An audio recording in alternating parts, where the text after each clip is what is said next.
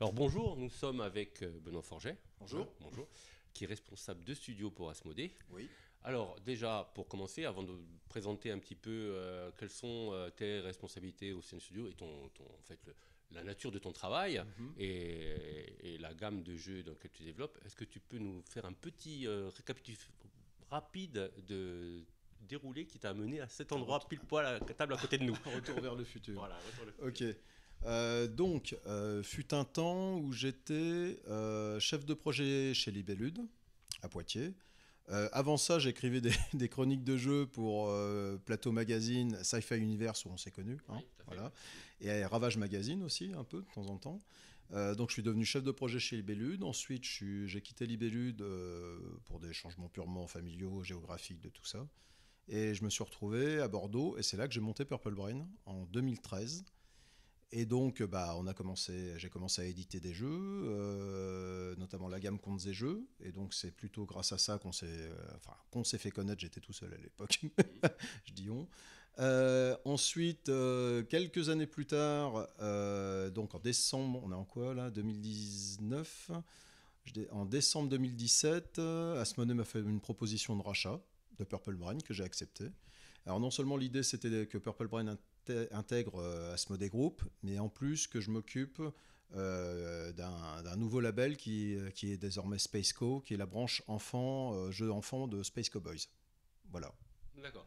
Mais en fait, quand tu as créé Brain Purple, c'est ça? Purple Brain. Purple Brain. À chaque fois, je me dis à l'envers, je sais pas pourquoi. Pense à la chanson de Prince. Euh, Quand tu as changé, c'était quoi ta motivation? Si tu voulais devenir, agrandir un petit peu ton... Tu veux dire quand j'ai revendu ou Oui, quand j'ai voilà, créé c'est Purple ça. Brain? Non, quand tu as revendu, en Quand j'ai fait. revendu, parce que à un moment, j'avais besoin aussi de. Il fallait franchir un palier du style, ça serait bien d'avoir des gens de réunir une équipe pour pouvoir travailler et puis pouvoir avancer dans mon métier aussi. Voilà. En fait, moi, quand j'ai monté ma boîte, c'est pas style, c'est ma boîte, c'est la boîte à papa que tu revends jamais, quoi. L'idée, c'était de changer, de franchir des paliers dans mon métier. Donc j'avais été chef de projet chez Libellude, j'ai monté ma boîte, donc ça m'a permis aussi d'expérimenter un peu ce que c'est d'être chef d'entreprise, alors sans salarié bien entendu, mais de devoir subvenir à ses besoins directement pour le coup. Hein. Et à un moment, je suis arrivé à un palier, et puis je me suis dit, j'ai eu cette proposition, et puis je me suis dit, bah banco, ouais, c'est une nouvelle aventure, entre guillemets, quoi. Donc je continue de m'occuper de Purple Brain, qui est devenu un label d'Asmodee Group, D'accord. mais aussi un nouveau label chez les Space Cowboys. Puis j'avoue que c'était l'idée de travailler avec les Space Cowboys, ça me plaisait bien. Moi, un mec comme Croc, je jouais à Bitume quand j'étais jeune, quoi, tu vois. Donc il y a un truc, Bien sûr. il y a un truc qui est assez, qui est assez sympa là-dessus. Ouais. Ouais. Alors, ça consiste en quoi, Studio Manager? Bon, c'est responsable de studio. Bon, en fait, si on va aller par là, c'est éditeur. C'est comme un éditeur D'accord. indépendant. Je fais à peu près la même chose que je faisais avant quand Ouais. j'étais tout Mhm. seul chez Purple Brain, c'est-à-dire Mhm. éditer des jeux. Après, il y a plein de choses Mhm. qui m'ennuyaient à l'époque, genre la compta que j'ai plus à faire pour le coup, Ouais, parce ouais. que c'est Asmodée qui s'en occupe. Et donc, voilà, on fait comme avant, c'est-à-dire on édite des jeux, c'est-à-dire que soit on reçoit des prototypes, soit on en découvre sur Mhm. des festivals en faisant un peu de prospection. Et puis, si le jeu nous plaît, Mhm. déjà on le dispatche entre les deux studios, voire même d'autres studios Mhm. Asmodée si on pense que c'est plutôt Mhm. pour eux que pour nous. Et puis ensuite, en compagnie de l'auteur et de l'auteur-eux, je dis pas autrice, hein, j'ai horreur de ce Mhm. terme, je trouve que c'est pas très Ouais. très joli, l'auteur-eux, Ouais, l'auteur, ouais. on développe le jeu ensemble Mhm. et on se dit, bah ouais, il y a un potentiel, donc on a envie de travailler dessus. Et puis on avance et puis on fait tout le métier d'édition, c'est-à-dire développement mécanique, direction artistique, devis de production et gestion de la production. On va voir nos filiales Asmodée pour leur présenter les jeux. Donc il y a un démarchage, même si c'est de l'interne, il y a un Mhm. démarchage qui est le même que si on allait voir des partenaires étrangers. Quoi. Ouais. Donc il y a toute cette phase-là qui fait Mhm. qu'on est bien occupé. En Donc, tu dois fait. convaincre quand même Asmodée quand Ah tu... bah bien Ouais, sûr, parce ouais, qu'on a un marché du jeu de société qui se resserre de plus en ouais. plus. Moi, entre le moment où j'ai lancé les trois petits cochons et maintenant, le Mhm. marché s'est considérablement resserré. Mhm. Les jeux qui sont sortis il y a 10 ans, ils sont relativement tranquilles. Là maintenant, pour avoir un jeu dans la durée, c'est extrêmement compliqué. Quoi. Donc oui, il faut convaincre, ouais, bien sûr, bien D'accord. sûr. D'ailleurs, tu parlais des trois petits cochons là, Ouais. puisque alors j'ai remarqué, bon, tout le monde plus ou moins, Hmm. que c'est une forme de collection sous coffret, Ouais. super, vraiment un visuel Hmm, magnifique, etc., qui est très séduisant et qui fait toujours appel à des légendes. hmm. En fait, il y a Michel Strogoff qui est rentré dedans.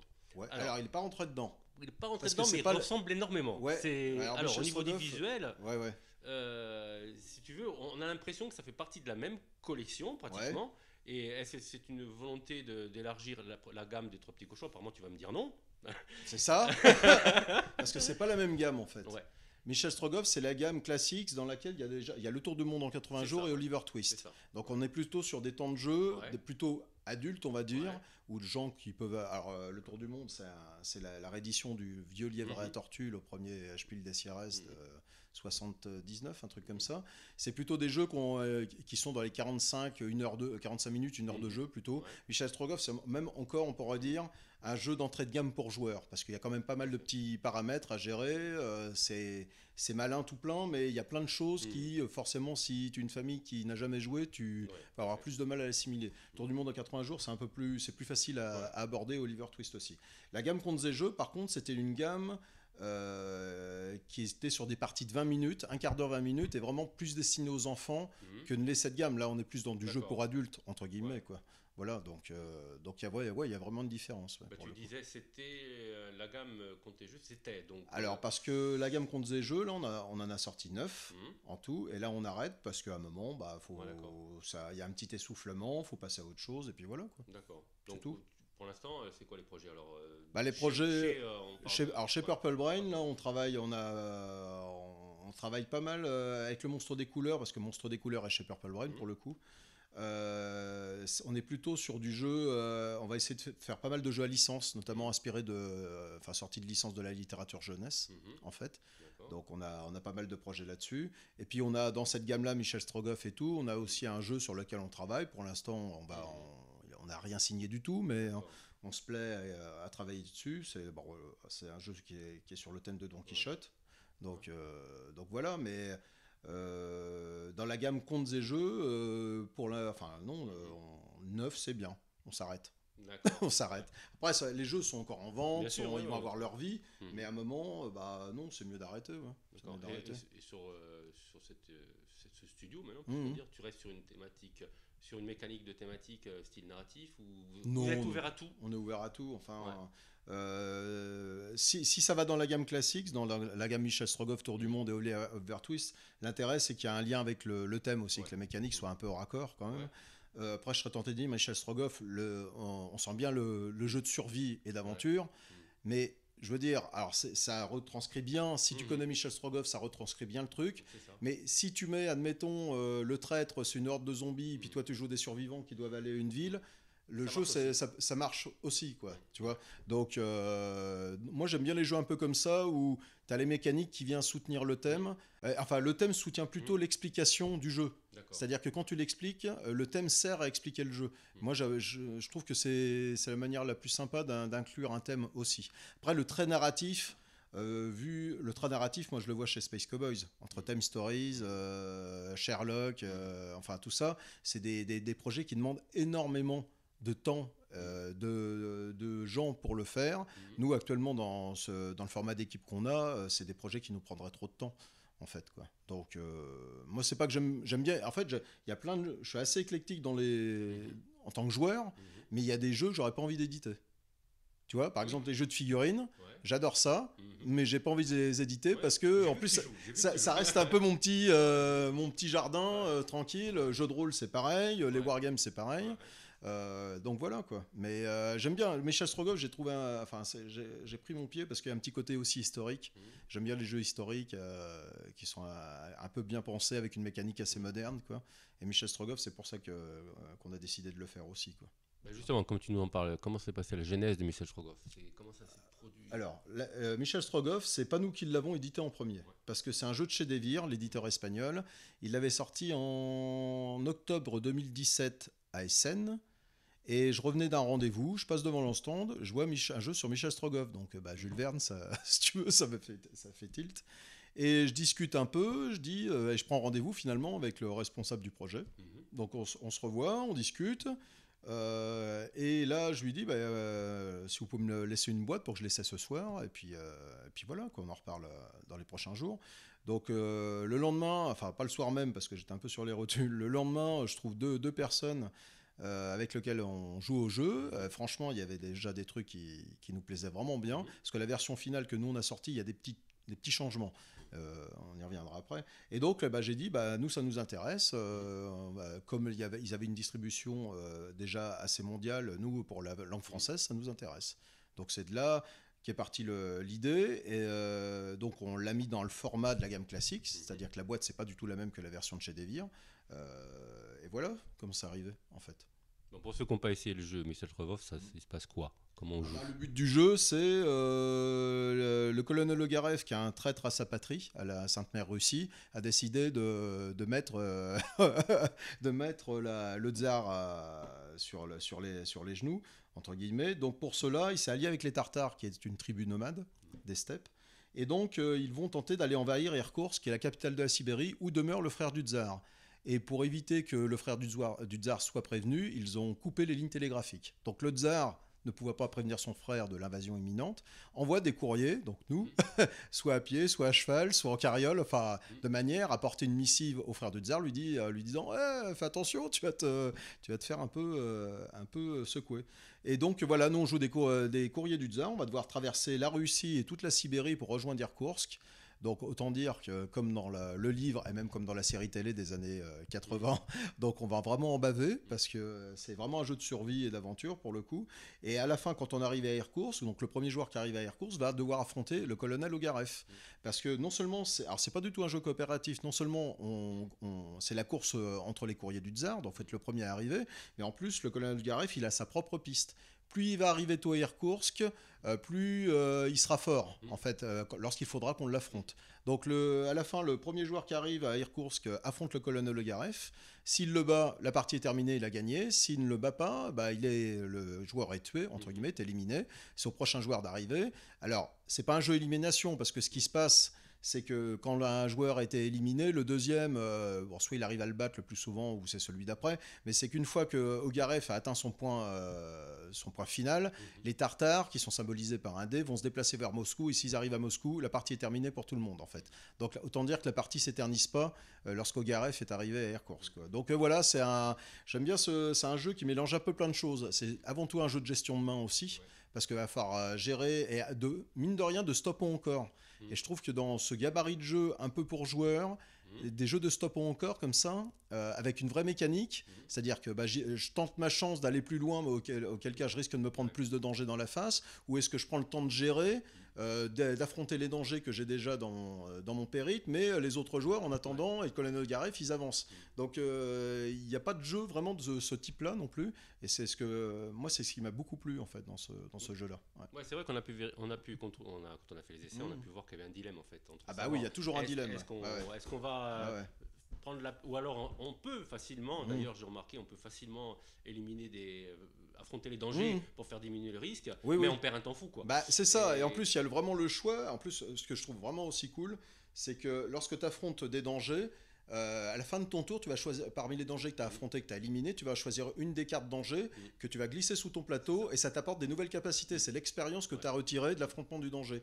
Et comme tu as le droit qu'à une seule, tu peux te dire attends, celle-ci, cette carte-là, je vais pas l'affronter tout de suite, le danger, je vais le garder pour plus tard, pour pouvoir la mettre sous mon plateau. Donc en fait, il y a plein de dilemmes. Et pourquoi ? Parce que les cartes sont à plusieurs entrées.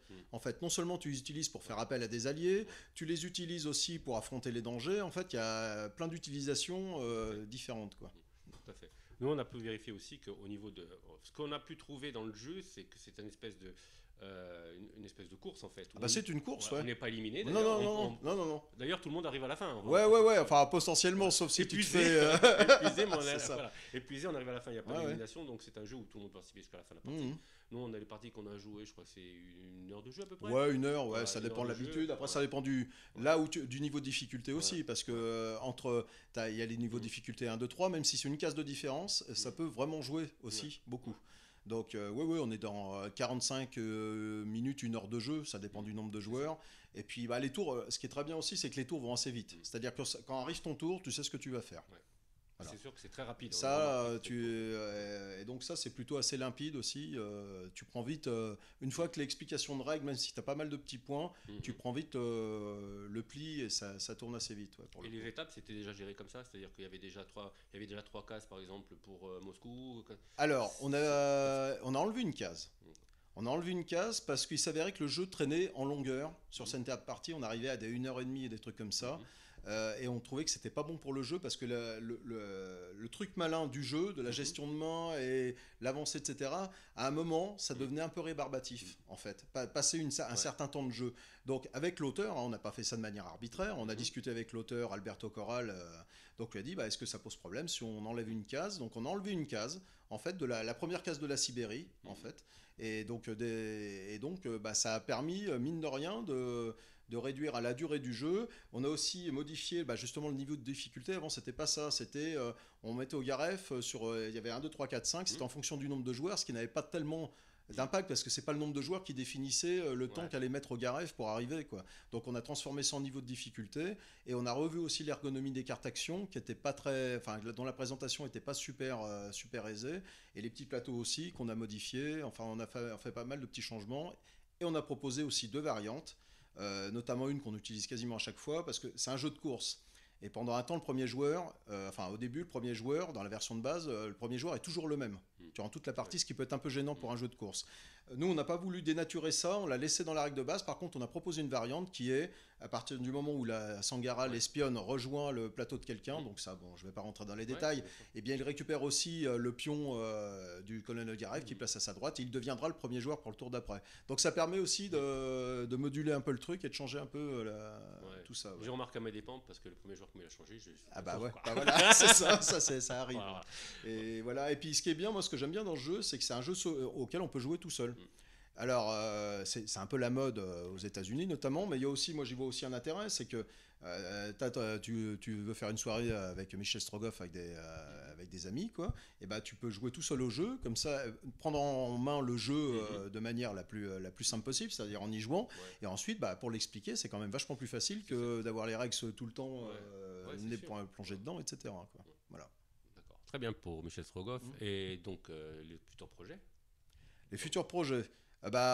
Pour Purple Brain, on travaille sur différents jeux, notamment un Don Quichotte, on verra s'il voit le jour. Mais on a d'autres projets aussi en cours, notamment des choses sur des licences dont on ne peut pas parler pour l'instant, parce que tant que c'est pas signé, voilà. Puis comme ça implique des tiers, c'est un peu compliqué. L'actualité, là, Michel Strogoff est sorti au mois de juin.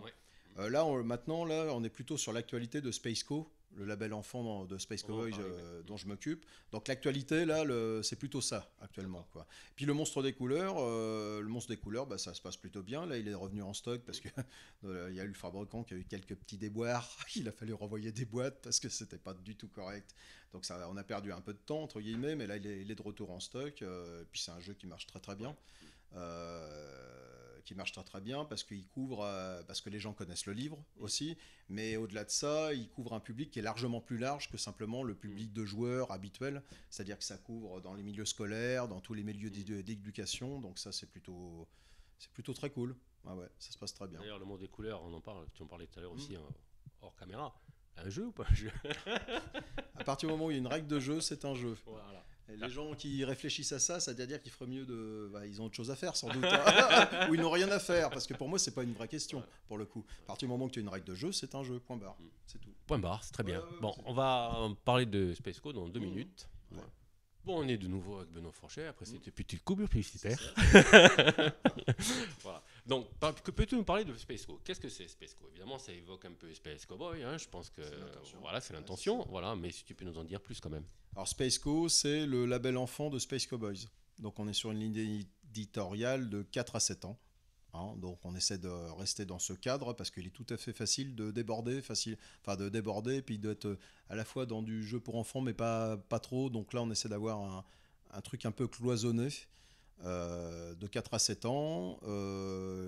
Et puis voilà, quoi, c'est le label enfant de Space Cowboys. Donc l'idée c'est effectivement d'avoir C'est uniquement de la création originale, c'est-à-dire qu'on ne fait pas de localisation, comme peut l'être le monstre des couleurs chez Purple Brain, raison pour laquelle il est allé chez Purple Brain d'ailleurs. C'est parce que c'est une localisation, c'est-à-dire que c'est un jeu qui a été édité dans un autre pays qu'on a adapté en français. Là, chez Spaceco, c'est uniquement des jeux du développement original, en fait, quoi. Voilà. L'équipe est la même ou... Alors, moi oui, parce que je suis responsable de studio sur les deux. Après, il y a Clément qui est notre chef de projet. Clément, il est comme moi, c'est un peu mon bras droit, c'est-à-dire il est à cheval sur Purple Brain et Spaceco. Et à côté de ça, on a Anna qui est chargée de communication chez Spaceco et aussi un peu chez Space Cowboys. Donc elle est aux côtés des Space Cowboys pour faire le lien. Et on a Wilfried Faure aussi qui est développeur, chargé de développement chez Spaceco. Et Wilfried Faure et sa femme Marie ont gagné le Kinderspiel cette année et ont gagné l'As d'Or cette année aussi, quoi. Donc j'ai bien fait de la recruter. Alors évidemment, la blague c'est de dire comment ça se fait que c'est pas des jeux qui sont sortis chez vous, parce que c'est des jeux qui ont été signés avant que je recrute Wilfried. Et après Wilfried je l'ai vraiment recruté. C'était le premier recrutement parce que on se connaît depuis un moment et ça fait un moment qu'ils œuvrent dans le milieu du jeu pour enfants et qu'on sentait qu'à un moment ça allait exploser. Donc cette année, ça a bien explosé. Donc ouais, ça fait une bonne petite équipe. Voilà. Hein. Donc la création, c'est qu'interne ou vous pouvez éditer aussi non, alors quand j'entends par c'est de la création originale, c'est-à-dire que c'est pas de la localisation, c'est pas une traduction. Après, c'est des auteurs qui viennent nous proposer, des auteurs qui viennent nous proposer leur jeu ou alors en prospection. Pour l'instant, on a quelques projets de développement en interne, mais qui est par exemple, on a un projet en développement aussi sur Unlock Kids. Donc là, c'est Wilfried qui est en charge du projet. Et voilà, donc là pour le coup c'est du développement en interne, mais en interne avec Space Cowboys, parce que c'est quand même aussi un jeu Space Cowboys. Donc là c'est le seul jeu qu'on a en développement en interne. Après ça n'empêche pas, on a aussi des jeux de Wilfried et Marie, donc qu'on va éditer comme d'autres jeux en fait, quoi. Donc voilà, tout simplement. D'accord. La gamme pour l'instant, le catalogue Spaceco, c'est quoi? Ça va être Yum Yum Island ici, qui sortira lui en septembre, là qu'on a mis en avant-première sur le Flip. Partenaire parce qu'on est sur le Flip. Hein. Oui, voilà. Tout à fait. Ouais. Nous sommes sur le Flip. Ouais, nous sommes sur le Flip. Et donc on l'a fait venir en avant-première parce que c'était une bonne occasion. C'est 10 jours, il y a plein de gens qui jouent. C'était l'occasion de le mettre un peu en avant et puis de proposer aussi aux boutiques d'en avoir un peu à la vente, justement pour enclencher un peu le truc. Et sinon la sortie sera en septembre. Donc ça a l'air de très bien se passer. On est très content du résultat. C'est un jeu de Laurent Escoffier qui est un vieux de la vieille, qui avait notamment qui est co-auteur sur l'Uniquest avec David Frank, qui avait fait des jeux à une époque chez Eurogames, Tyrus notamment, enfin des trucs comme ça. Et moi j'étais très content de travailler avec lui. Et puis l'illustrateur c'est Julien Loïs, alors lui qui n'était pas du tout dans le monde du jeu et qui est un des illustrateurs qui a contribué aux affiches et au design du groupe de hip-hop Chinese Man, en fait, quoi. Et c'est lui qui avait fait des affiches, qui avait fait des pochettes de disques, etc. Et ça faisait un moment que je voulais travailler avec lui, rien que pour ça. Et là, c'était super, on a super bien travaillé, on s'est bien éclaté. Ouais. Il a fait des trucs super. Ouais. Donc voilà, voilà, ça c'est le premier jeu Spaceco. Et au mois de novembre, il y en aura un second, qui sera encore un jeu de Laurent Escoffier, mais avec David Frank aussi, pour le coup. Et qui, lui, est un jeu pour 4 ans et plus. D'accord. Donc là, on a un jeu pour 6 ans et plus, là pour 4 ans et plus, donc on respecte la fourchette.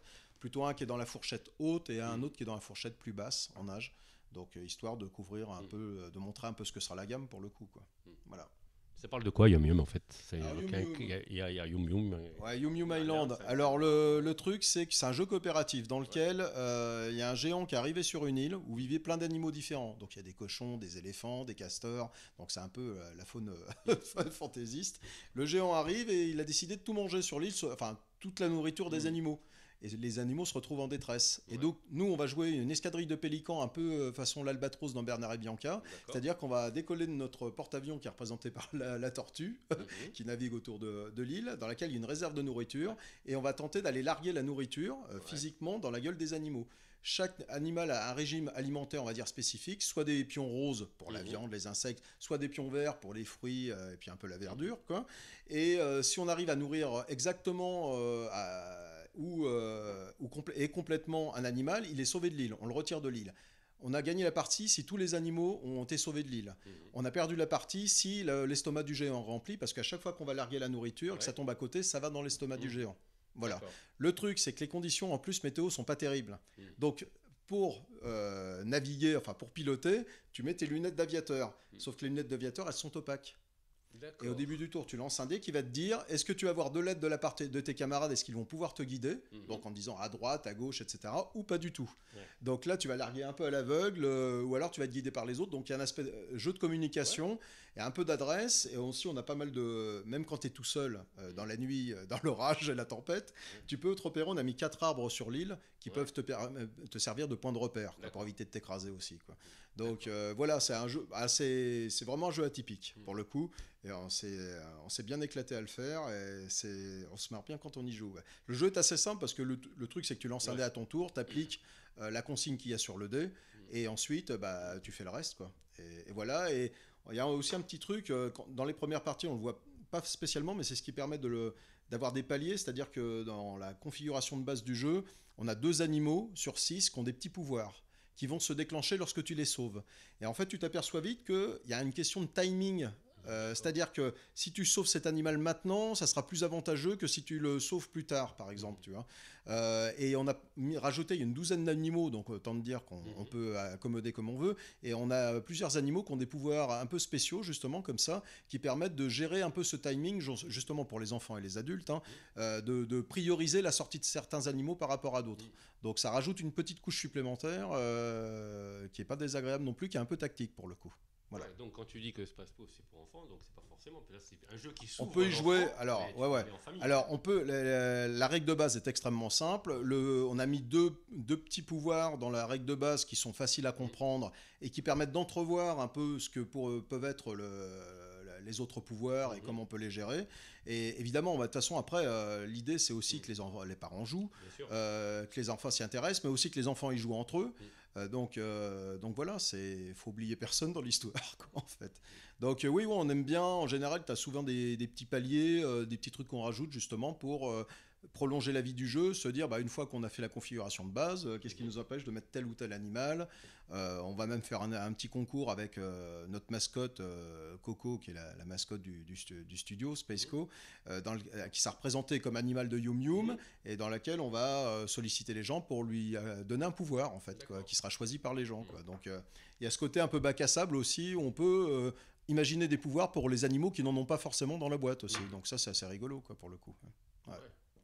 Et là, en fait, la boîte, on peut la tester au flip, c'est ça? Oui. Elle sera disponible à la rentrée, tu m'as dit, c'est ça? Alors là, actuellement, si vous venez sur le flip, vous pouvez y jouer et vous pouvez acheter des boîtes parce qu'on a aussi à Chalandais les boutiques qui sont juste autour, logique. Et par contre, ça sera disponible la semaine du 9 septembre. D'accord. Par Asmodée, notre distributeur. Et voilà, quoi. D'accord. Voilà. Écoute Benoît, je pense qu'on a fait un peu le tour. Merci de nous avoir accueillis chez toi. Voilà. Et puis bon, la prochaine, on en reparlera un petit peu de jeux de figurines. Si tu te lances dans la foulée. Ah bah ouais, alors si je me lance, c'est fini, là, on en a pour 2 heures d'émission. Voilà. Ouais, c'est ça. Écoute, je te remercie et puis à bientôt et bonne continuation. Ah ouais, merci.